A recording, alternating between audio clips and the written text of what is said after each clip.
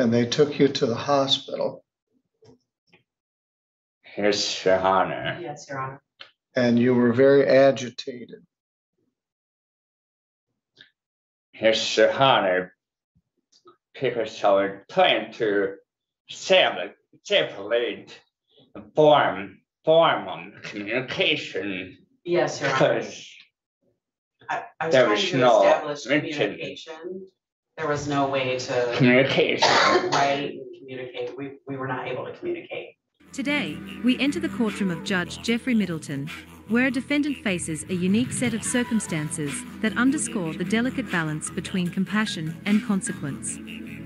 As we turn our attention to a defendant who finds himself charged with his second DUI offense and resisting arrest, a felony. What makes this case especially unique is that the defendant is deaf, which is no doubt a disability that comes with its own set of challenges and frustrations. Judge Middleton is faced with a complex dilemma.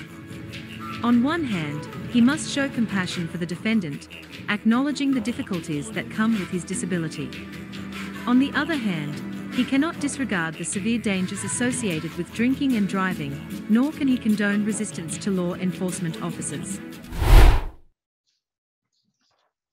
I went to the doctors on Friday, but I forgot to bring the paper, but they only said my blood pressure was well behind, and so nothing else.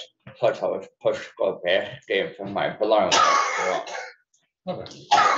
Yeah. Thank you, Your Honor. Thank you. All right, we are on the record and we are on the live feed. This is the case of People versus Jack William Brandt Jr. That's you, sir? The second. Okay. The second. We've met before over the years. You are here in this case with your lawyer, Mr. Ross Truckee. We have with us to help us today two ASL interpreters. And I'm going to identify each of them and swear them in before we begin. Good morning. What's your name? Good morning. Erica Allen, ERICA ALLEN. And your name? And I'm Marilyn Corlett, MARILYN CORLETT. You were here previously. Will you both please stand and raise your right hand? You both swear to the best of your ability you will interpret these proceedings using American Sign Language for the benefit of the court and for the defendant. I will. I do. Thank you.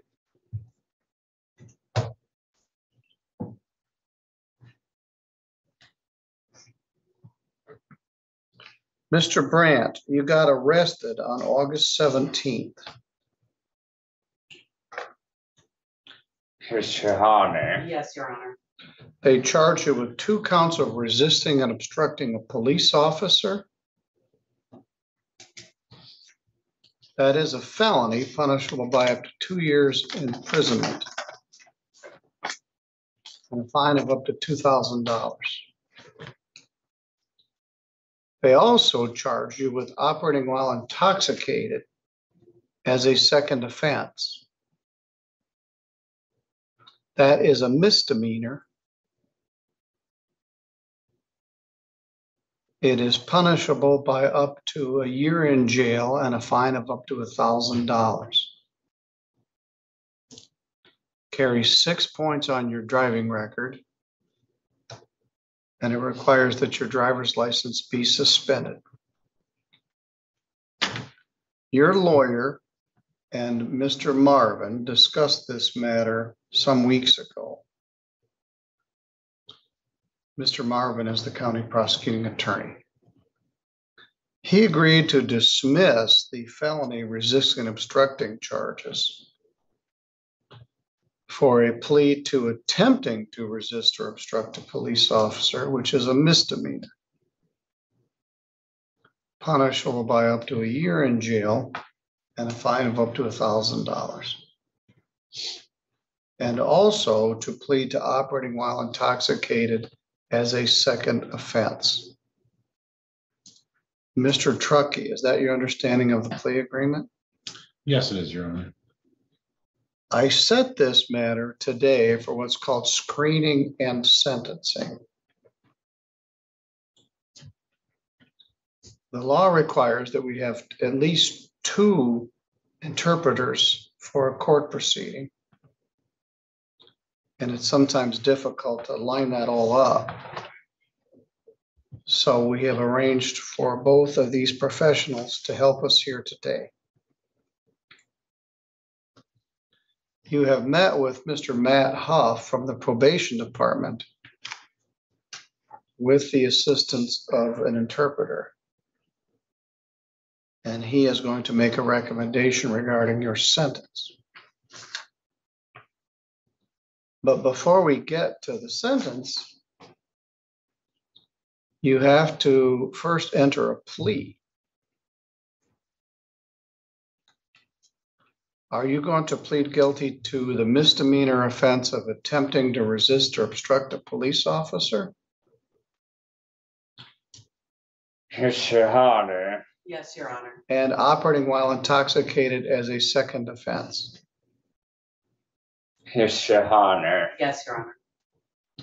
Do you understand that if you do plead to these charges, you would be giving up your rights to have a trial in front of a judge or jury?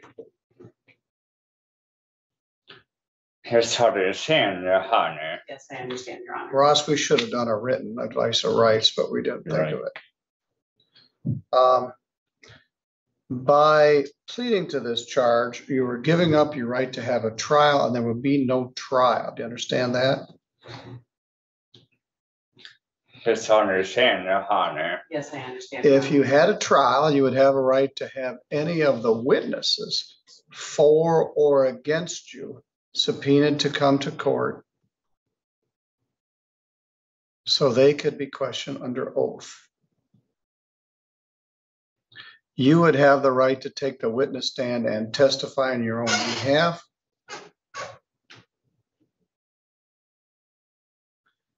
But you don't have to because you have a right not to testify. And if you did not wish to testify, the judge or jury could not hold your silence against you. You would have a right to have any of the other witnesses subpoenaed to come to court.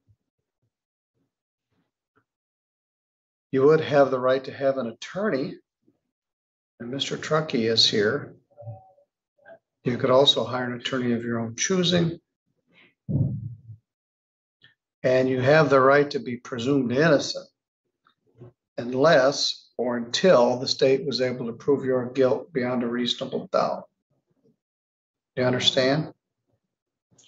Yes, I understand, Your Honor. Yes, I understand, Your Honor. Were you driving a car here in St. Joe County on Thursday, August 17th? Yes, Your Honor. Yes, I was, Your Honor. And did you get into a traffic accident? Yes, Your Honor. Yes, Your Honor. Do you remember where you were going? I was going to Syracuse. I was going to Your Sturgis, Honor. Your Honor. Where in Sturgis? Either Myers or Walmart, Your Honor, Either Meyer or Walmart. to Your Honor. return the pop bottles. To return pop bottles. Where were you coming from?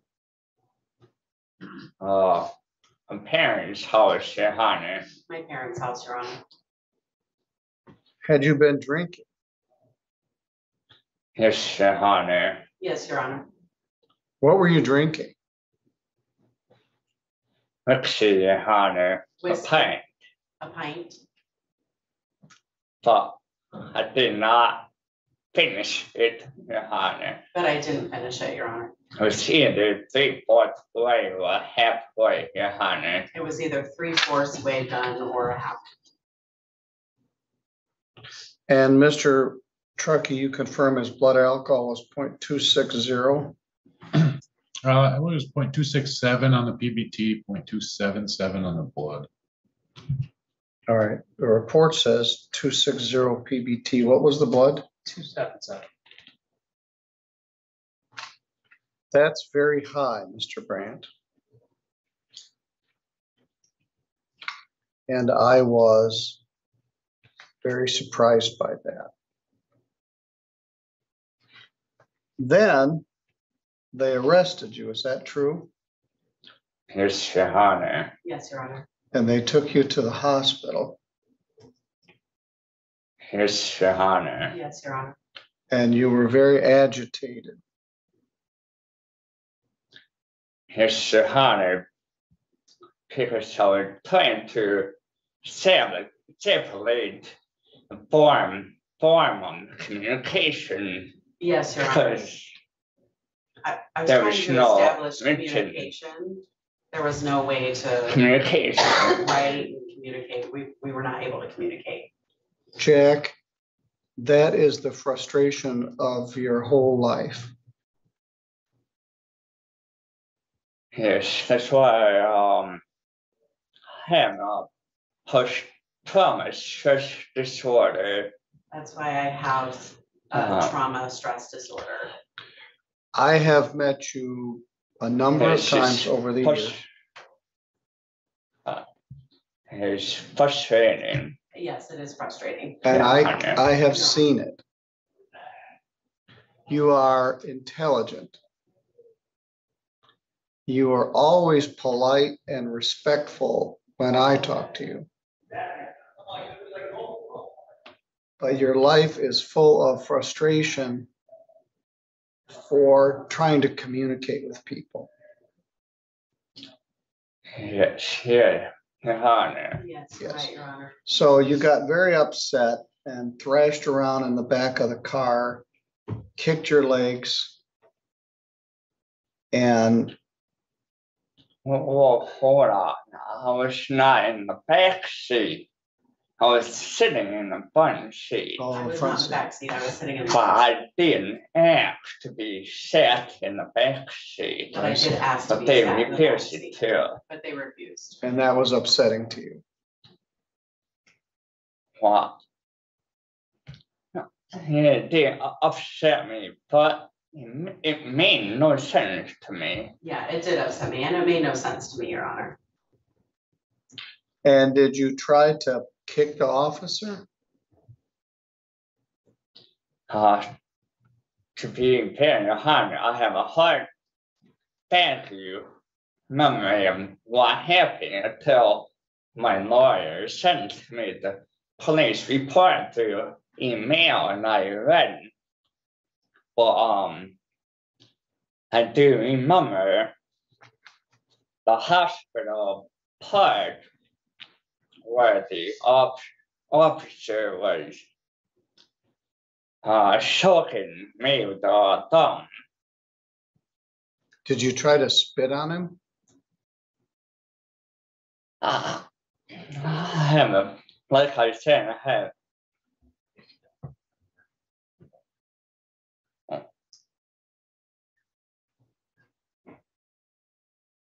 I just don't remember the spinning part until I read the police report. Will you accept that? I have to hold myself accountable for my action. All right. The question now becomes, what do we do? I will accept your plea to operating while intoxicated. There is a previous offense. And I will accept the plea with your acceptance to attempting to resist or obstruct a police officer. So I'm going to ask Mr. Huff, our probation officer, who met with you, to ask what he recommends that I do. Mr. Huff? Well, Your Honor, this is a very difficult case. As you know, there's a lot going on. Mr. Brandt does reside in Colon with his parents. He does not have a traditional job, so to speak, and he doesn't work on any consistent basis. But he does help his father, who is a plumber, and he cleans houses for some friends. He's not married. He doesn't have any children.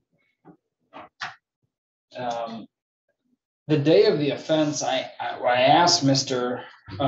Brandt about what happened the day of the offense, because this took place at 11 in the morning.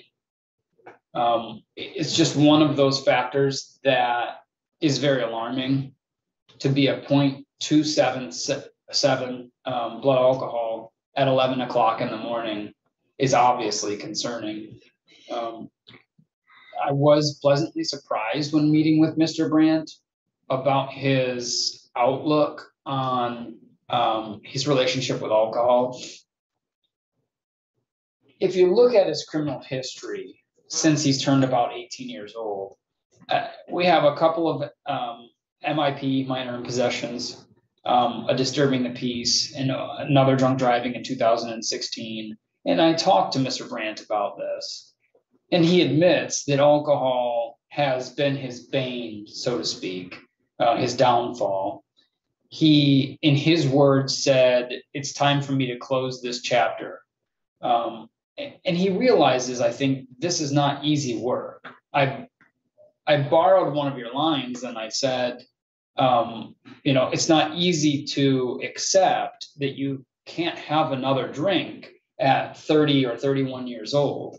Some people are faced with that decision earlier, but when you're as young as Mr. Brandt, to come to the realization that you just can't drink anymore, or else this is what happens, is a difficult thing to encounter. The fact that he is holding himself accountable for all that took place in this, while it doesn't score any brownie points, so to speak, it does, I think, inevitably point me in the direction of my recommendation.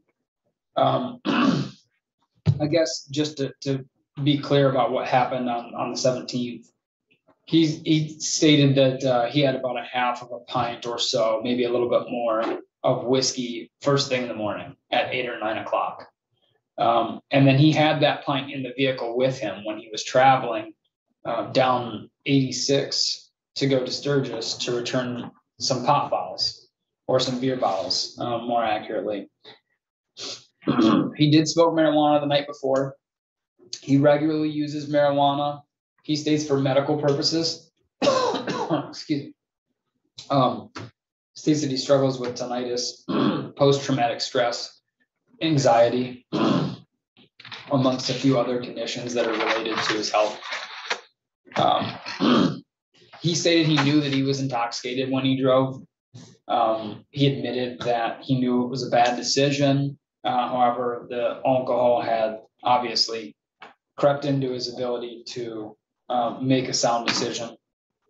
In regards to the resisting, I feel like Mr. Brandt has spoke to that, so I'm not going to go too far into that. Obviously, problematic behavior when he acts the way that he was acting. I understand there are some difficulties that he has to face that others don't, and so I did consider that in there. However, he does have some history with potentially acting inappropriately based off of his frustrations. And then obviously the fact that he was as intoxicated as he was, I believe, relatively honest in regards to his alcohol use around the time of his offense.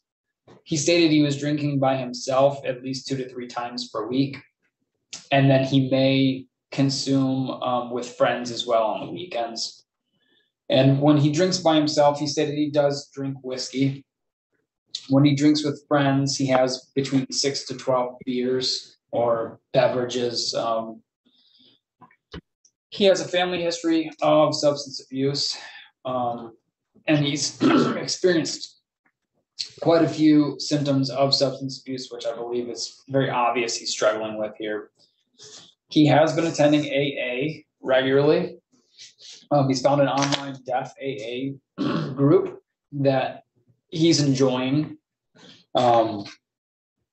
He has an evaluation scheduled with Pivotal in Centerville on October 23rd for perhaps a mental health and substance abuse evaluation, which I believe he needs. And he's not undergone any counseling as of yet, but that ball is rolling. I think given his criminal history, it's appropriate that there be a jail component to this. At some point in time, there has to be a consequence beyond simply inconvenience of a probation or missing an appointment or whatever it may be. I'm recommending a 2-year probation that is intense in nature. His license will be revoked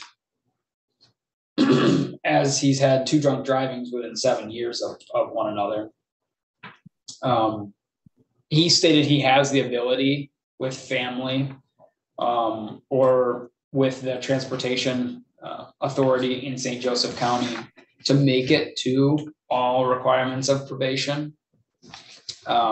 His mother works part-time, so she has indicated to me that she would be able to transport him to and from drug and alcohol testing on her days off.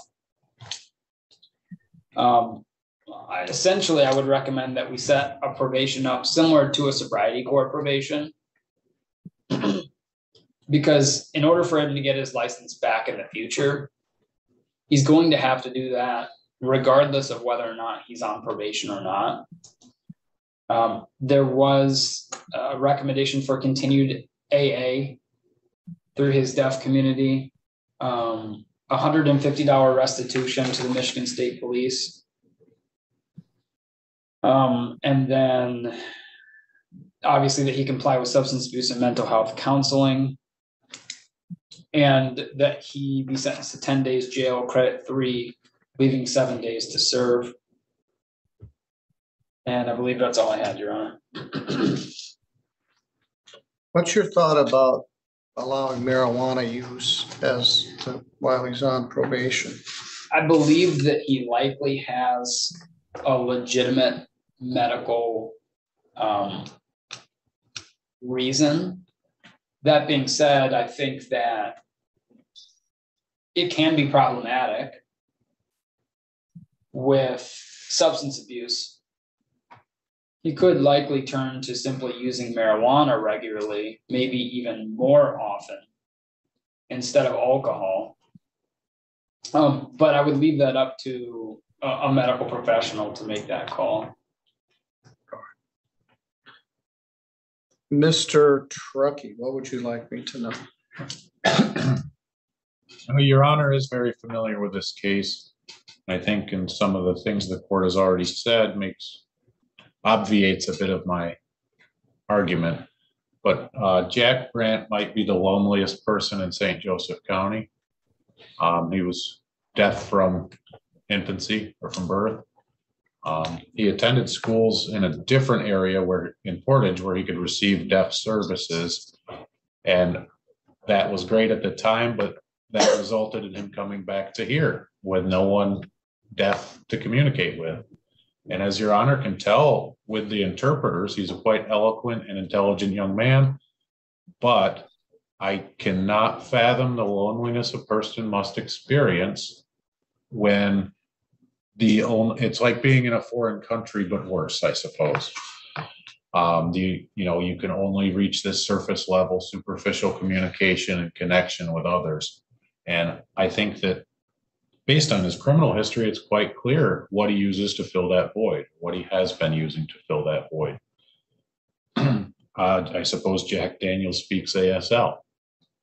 But we're stuck here with a situation where there's not adequate services at this time for a deaf person in our community to truly benefit from services. It was only upon this case arising that AA was found online for deaf folks.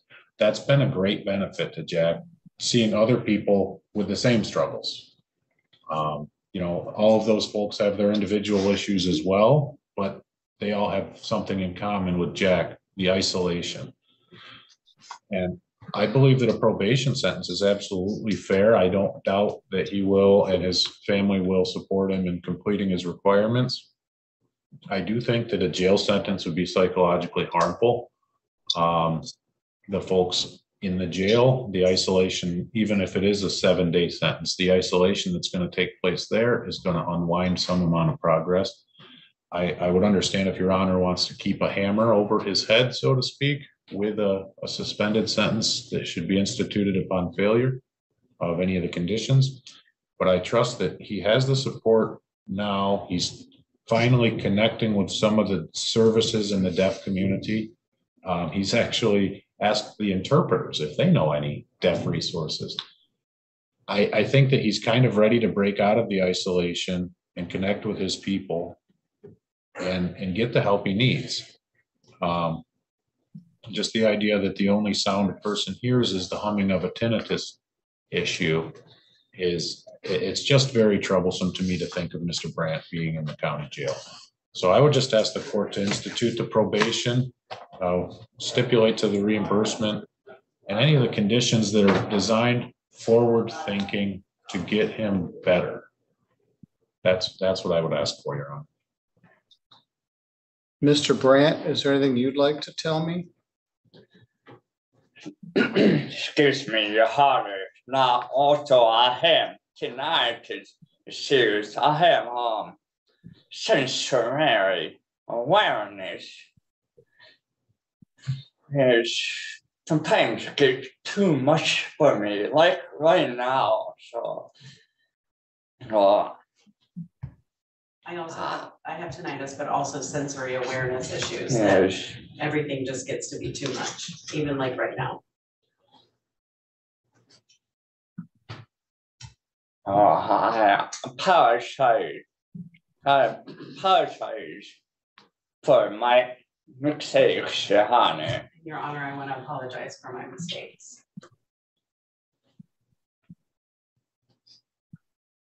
All right, thank you. Mr. Truckee did a pretty good job of trying to explain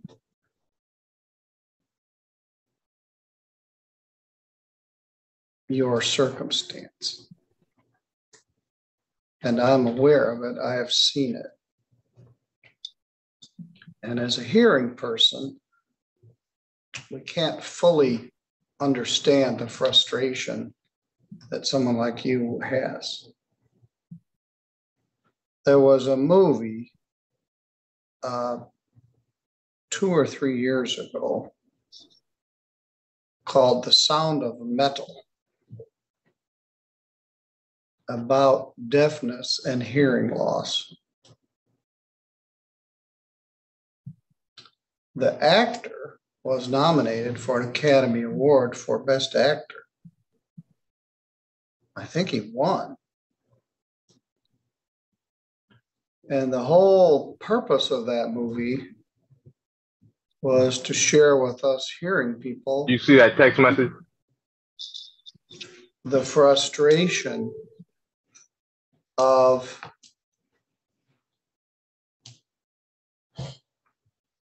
living as a deaf person in a hearing world. Dr. Diata will be with you in just a moment. Yes. But you hit another car. You could have killed someone else or yourself. And your conduct with the police officers and the hospital staff was outrageous. They're just trying to do their job. And you were so very intoxicated so very early in the morning. I certainly agree with Mr. Huff that you need to be on probation for 24 months. It could be discharged sooner if you do a good job on the probation. And this probation isn't to try to make your life miserable. It's try to help you deal with this alcohol issue.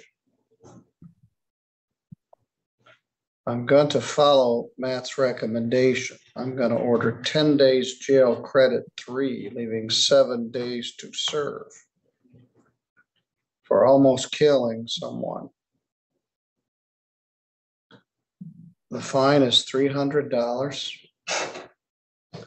There's a $75 crime victims' rights fee, a $50 state minimum fee, a $100 screening fee, $150 attorney fee, $960 probation oversight fee, and a $150 police reimbursement.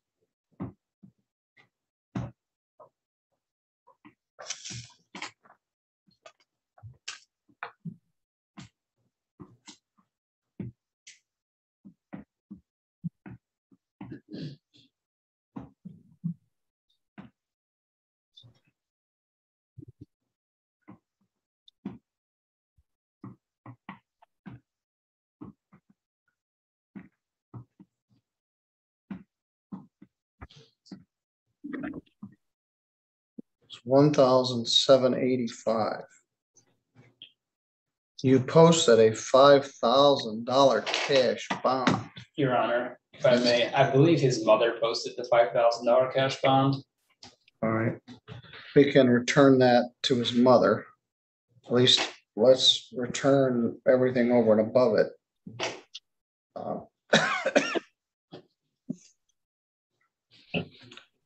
When do you wish to do the jail time? On that note, No, I was asking Ross. Do you want to schedule it? You're asking me? I mean, I'm sorry. Yeah, Matt. I would leave that up to the court. I do have a note on that, Your Honor. There's a long scheduled vacation with Jack and his father beginning tomorrow. All right. I will have the probation department schedule the jail time.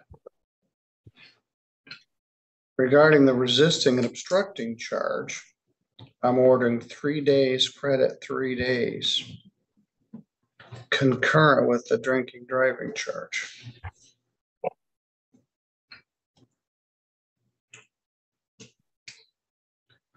No drugs and no alcohol.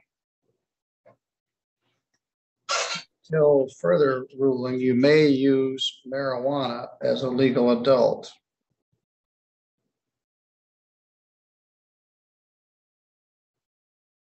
I want you to continue with your AA, continue with Pivotal for your substance abuse counseling and treatment. Sign a release.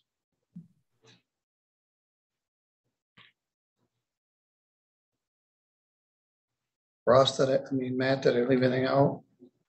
I don't believe so, Your Honor. All right. I would like to thank both of our interpreters for being here.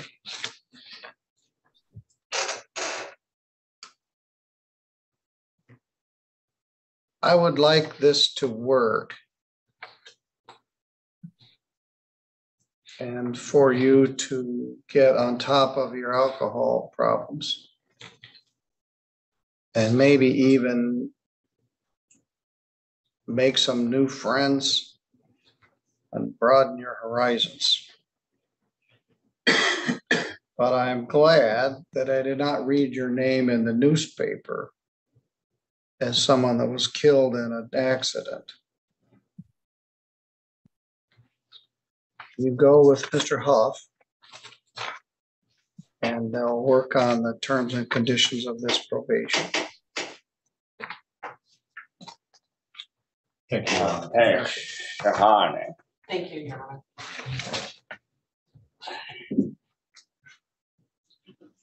All right, now, too long, you like keep sitting there with something else. Work with Matt. all right, Miss Reese is here, Mr. All comments, viewpoints, interpretations, and insights expressed in this video are for education and entertainment purposes. All individuals featured in the video are to be presumed innocent until proven guilty in a court of law. Please do not attempt to contact, locate, or engage with any individuals featured in the video.